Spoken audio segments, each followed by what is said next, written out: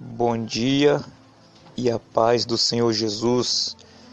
Eu, irmão Maico, quero compartilhar com você uma mensagem importante. Eu gostaria que você desse atenção para esta mensagem e depois que você ouvir, eu gostaria que você compartilhasse, porque é uma mensagem muito importante. Eu tenho lido nas redes sociais pessoas preocupadas com a situação do Brasil e pessoas pedindo intervenção militar.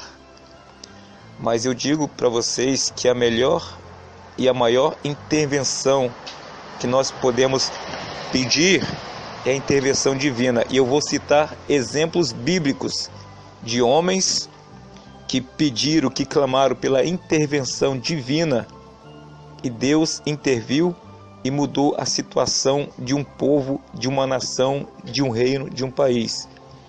Você pode ler no livro de 2 Reis, no capítulo 6 e também no capítulo 7 todo, que fala sobre a cidade de Samaria, que estava cercado pelo exército da Síria. E Samaria entrou em um estado de miséria, depressão, um estado de desgraça, cercadas por inimigos e também uma crise financeira, uma crise de fome, de miséria, e o povo ficou numa situação tão miserável que, se vocês lerem no capítulo 6, versículos 25 em diante, ou antes disso, vocês vão ver que eles matavam seus próprios filhos para comer. Eles estavam sem saída. Eles precisavam de um milagre, de um grande milagre, de uma grande intervenção para sair daquela situação de miséria, de vergonha e também cercadas pelo inimigo. Mas a Bíblia diz que o rei daquela cidade procurou o profeta de Deus, e o profeta de Deus abriu a boca e profetizou, dizendo: amanhã, quase a esta mesma hora, uma medida de farinha haverá por um ciclo e 2 medidas de cevada por um ciclo à porta de Samaria. Ainda teve gente que duvidou. Teve um homem que ele era braço direito do rei, que ele olhou para o profeta e disse: ainda que Deus abrisse janela do céu, poderia isso acontecer? Aí o profeta olhou para ele e disse: com os teus olhos verás, mas daí não comerás. Então aquele que crê na providência divina, aquele que crê na intervenção divina, ele vai crer na palavra que eu estou falando, vai crer na palavra de Deus. Mas aquele que não crê vai ser igual a este homem que duvidou da palavra do profeta. E a Bíblia diz, se você ler no capítulo 7, versículo 3, 4, 5 e diante, que Deus usou 4 leprosos. Haviam 4 leprosos dentro de Samaria que estavam naquela situação de miséria também. Além de doentes, rejeitados, humilhados, eles estavam doentes. E eles se levantaram e foram até a porta da cidade para tentar sobreviver, comer alguma coisa, porque eles sabiam que iriam chegar ali na porta da cidade, iriam morrer a espadas. Mas o que aconteceu? A Bíblia diz que Deus olhou o esforço, a coragem deles, e eles andavam, conforme eles caminhavam em direção à porta de Samaria, a Bíblia diz que Deus transformou os passos que eles davam num barulho de um grande exército. E o exército que estava lá fora escutou esse barulho, e eles acharam que tinha um grande exército vindo contra eles. Eles pensaram que o rei de Samaria havia alugado um grande exército, mas não era exército coisa nenhuma. Eram simplesmente 4 leprosos, que Deus fez com que os passos deles se transformassem num barulho de um grande exército. E os inimigos saíram correndo, não tiveram tempo nem de montar nos seus cavalos, não tiveram tempo de desatar os cavalos, desarmar as suas tendas, não tiveram tempo nem de vestir suas armaduras, saíram correndo do jeito que estavam. E quando os leprosos chegaram lá na cidade, na porta da cidade, ali havia roupa, comida, bebida, ouro, prata, cavalos atados, tendas armadas. Os leprosos desfrutaram de tudo aquilo ali. Ainda anunciou para o povo da cidade, anunciou para o rei. E aquele capitão que duvidou da palavra de Deus, da palavra do profeta, ele veio até a porta da cidade, olhou com seus olhos, viu Mas o povo que estava faminto há muitos dias, não sabemos exatamente quanto tempo, o povo, quando ficou sabendo que havia comida, bebida, fartura na porta da cidade, o povo saiu correndo e atropelou aquele capitão, e aí se cumpriu a palavra do profeta. O capitão viu, mas não comeu, morreu. Mas se confirmou a outra palavra do profeta, que naquele mesmo dia, aliás, no dia seguinte, na mesma hora, houve fartura na cidade, ou seja, houve a intervenção divina. Deus interviu no meio daquele povo. Deus mudou aquela situação de desgraça, de maldição, em bênção. Deus transformou aquela situação de Samaria, de escassez, em fartura, porque houve uma intervenção divina. E Deus só faz aquilo que nós não podemos fazer, e Deus só faz aquilo que nós pedimos. Então não adianta ficar pedindo Bolsonaro, não adianta pedindo volta Lula, volta Dilma, não adianta ficar pedindo, ficar defendendo político, não adianta você ficar defendendo A, defendendo B, que fulano vai resolver, que ciclano vai resolver. Se não houver a intervenção de Deus, se não houver a mão de Deus, não vai mudar nada, pelo contrário, vai piorar. Mas a palavra de Deus diz, o próprio Deus diz: se o meu povo, que se chama pelo meu nome, povo de Deus, ou seja, se o povo de Deus orar, se humilhar, buscar a face, a presença de Deus, e se converter dos seus erros, dos seus maus caminhos, das suas corrupções, das suas mentiras, Deus ouvirá dos céus, perdoará o povo, perdoará o pecado, e Deus vai sarar a terra, ou seja, abençoar a terra, abençoar a cidade, abençoar a nação, abençoar o povo desta nação. Mas isto se o povo clamar, se o povo orar, se o povo pedir a intervenção de Deus, pedir que Deus envie o seu exército, porque só a mão de Deus é maior do que todas as forças armadas desse Brasil. Só o poder de Deus, somente a mão de Deus, basta a mão de Deus, que é muito mais poderosa e maior do que todas as forças armadas brasileiras. Outro exemplo também, eu queria que você escutasse, depois que você escutasse, você compartilhasse. Você pode ler no livro de 2 Crônicas, capítulo 32, e também no livro de 2 Reis, capítulo 19. 2 Reis, capítulo 19, que fala sobre o rei Ezequias. Ele era rei de Judá, e a Bíblia diz que o rei Senaqueribe, rei da Assíria, ele queria invadir Jerusalém com seu exército, que era um exército imbatível, era um exército muito poderoso, muito grande, e era o maior exército da época. Um exército que não havia sido derrotado por exército nenhum, e nenhum exército no mundo era capaz de derrotar o exército da Síria, daquele rei perverso, soberbo.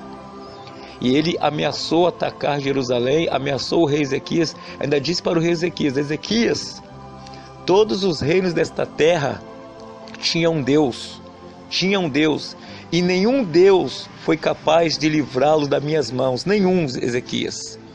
Todos os reinos da terra que tinha um Deus, eu destruí o seu Deus, destruí o seu povo, destruí sua nação, e nenhum Deus foi capaz de livrá-los das minhas mãos. Ezequias, assim também será o teu Deus não vai te livrar das minhas mãos. Eu vou invadir Jerusalém, vou invadir Judá, vou matar o teu povo, vou matar você, e eu quero ver se o teu Deus vai te livrar das minhas mãos. Ele mandou esta carta para Ezequias, uma carta escrito essas ameaças. A Bíblia diz, 2 Reis, capítulo 19, verso 14, que Ezequias recebeu as cartas das mãos do mensageiro, leu. Depois que ele leu, ele subiu até a casa do Senhor e ele apresentou aquela carta ao Senhor e disse: Senhor Deus de Israel, o Senhor que habita entre os querubins, o Senhor é Deus de todos os reinos da terra. Verdade é, Senhor, que Senaqueribe, o rei da Síria, destruiu todas as nações e destruiu os seus deuses e lançou os teus deuses no fogo, porque não eram deuses coisa nenhuma. Eram deuses de barro, de pedra, de madeira, por isso que ele destruiu. Mas tu é diferente, Senhor. Dai-nos o livramento para que todos os reinos da terra saibam que só o Senhor é Deus. Esta foi a oração de Ezequias. E a Bíblia diz que o povo estava desesperado, o povo estava apavorado, sabendo que havia um grande exército contra eles para pelejar contra Jerusalém, contra o povo de Israel, contra Judá. O povo desesperado, e Ezequias ainda teve confiança, ainda teve fé de abrir a boca e falar para o povo: não vos assusteis, não temais, não tenha medo de Senaqueribe e nem da multidão que está com ele, porque maior é um que está conosco. Com ele está o braço da carne, o braço dos homens, mas conosco está o Senhor para nos ajudar, para pelejar a nossa guerra, porque do Senhor é a guerra. E a Bíblia diz que o povo descansou nas palavras de de Ezequias. E sabe o que aconteceu? O Senhor enviou um anjo, e aquele anjo veio com a espada na mão e feriu e matou todo o exército de Senaqueribe.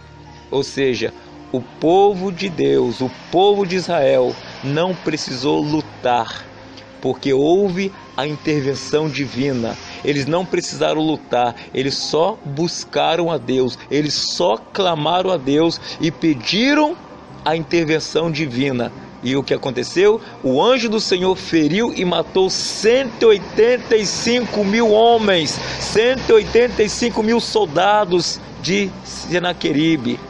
E o povo de Judá não precisou lutar, porque a intervenção divina, houve a intervenção divina, e Deus deu o livramento para Ezequias e para o seu povo.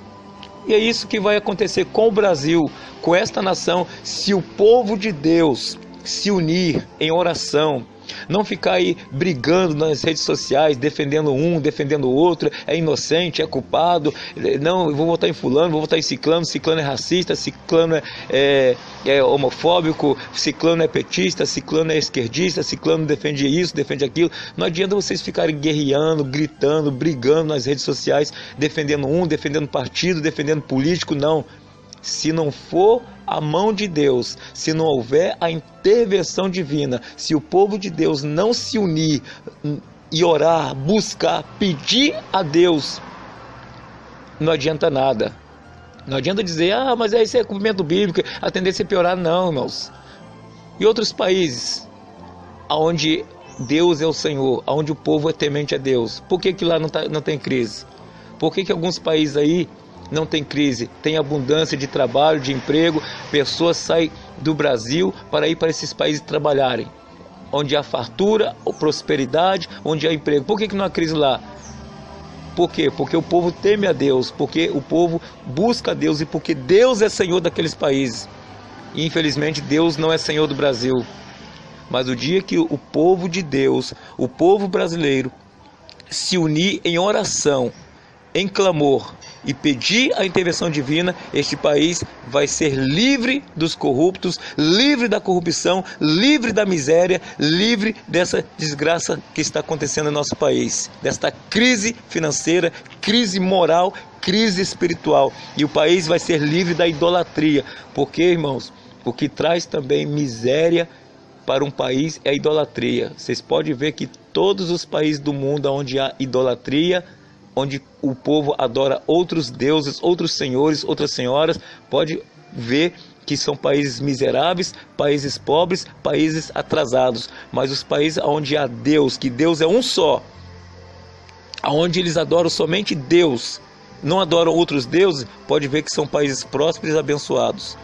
Então esta é a palavra que eu deixo. Desculpa por ser tão longo, mas eu tenho certeza que se vocês que estão me escutando, compartilhe este áudio, compartilhe com os teus amigos, com as tuas amigas, com os pastores, né? Que bom seria se todos os líderes de igreja no Brasil, independentemente da placa, independentemente da sua fé, da sua doutrina, do seu ensinamento, se todos se unissem nesse propósito pelo Brasil, de orar pelo Brasil, de clamar pelo Brasil. Eu tenho certeza que haverá intervenção divina e esse país vai ser salvo pela graça, pela misericórdia do nosso Senhor e Salvador Jesus Cristo. Deus abençoe, que Jesus abençoe a todos vocês, e eu espero que vocês compartilhem este áudio para que este áudio chegue aos líderes dessas igrejas aqui no Brasil, das grandes igrejas, das pequenas igrejas, e que esse áudio chegue também aos pastores, que os pastores venham colocar o seu povo, o seu rebanho, os seus liderados para orar, para buscar e para clamar pelo nosso Brasil, tá bom? Deus abençoe em nome de Jesus. Bom dia e a paz.